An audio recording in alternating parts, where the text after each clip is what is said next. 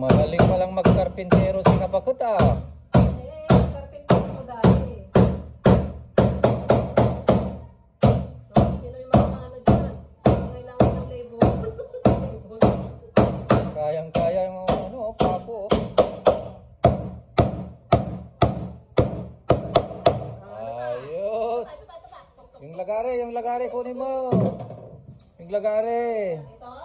Ay, mapuro naman itong lagari mo eh. Oh, may linya ka na dyan ah. Yan. Baka malagari mo si Duday. Ayan mga kalakay, gumagawa kami ng mesa. At the same time, lagayan ng gas. At halimbawa ito. Yan.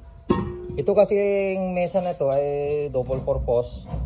Taguan ng mga gamit natin yung burner tsaka yung LPG ano. Yan, lalagay natin dyan.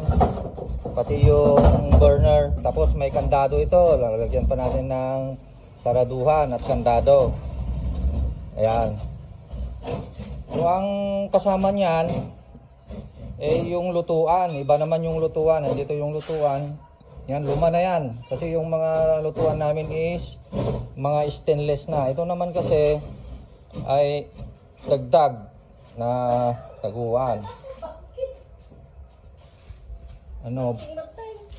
Baluktot na? Bangking? Ano ba yan? Ang galing. Oh. Grabe. Tabing eh.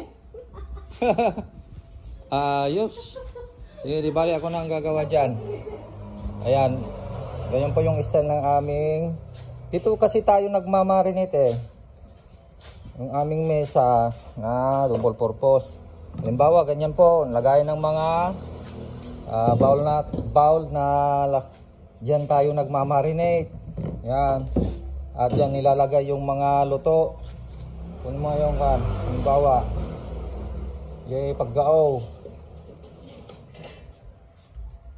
Mayroon nang dumating na isang vendor natin. Oh, maaga siya. Oh, hindi ako yung vendor. Maagang nakaubos. Andun na sa loob yung vendor. Ako yung vendor eh. Halimbawa, ganyan po. Oh, ganyan siya. Yan nilalagay yung luto. Oh, ganun. Ganun ang purpose po nito.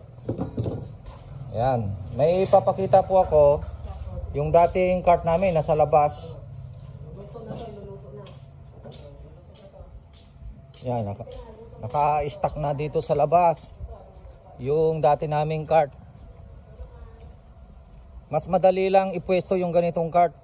Mga kalakay. So, bali luma na po ito. Pwede nating gawing stainless ito eh. Kunin natin yung frame nya. So ganyan, kasi dito yung lutuan na, saka dito yung displayhan. Madaling ipwesto yung ganito kasi isa lang siyang bubuhatin mo eh, kaysa dun sa bago nating style. Yan. Yan yung dati, ganyan. Pero ngayon pinalitan na natin yung style ng ating mga cart eh. Ito nga palang bahay namin. Yan, marami kaming alagang shih tzu. Meron pang mga pusa. Oh. Yan, mga kalakay. Okay.